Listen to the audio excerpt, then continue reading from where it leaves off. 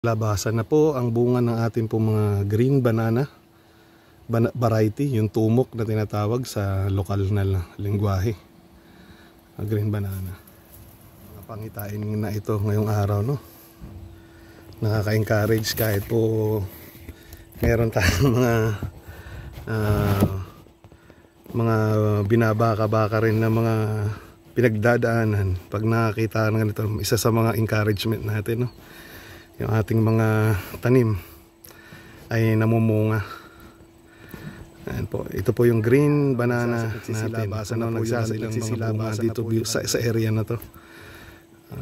So medyo noong mga nakaraang buwan napabayaan ito dahil po sa El Nino. Malaki talaga ang epekto ng El Nino sa atin, yung tagtuyot. Pero kahit sa kabila nun na hindi masyadong lumaki yung ating pong mga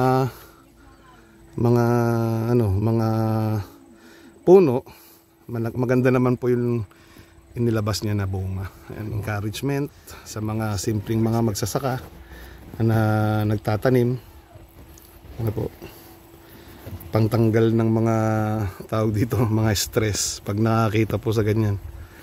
Ay, hallelujah, salamat po sa Panginoon. Okay.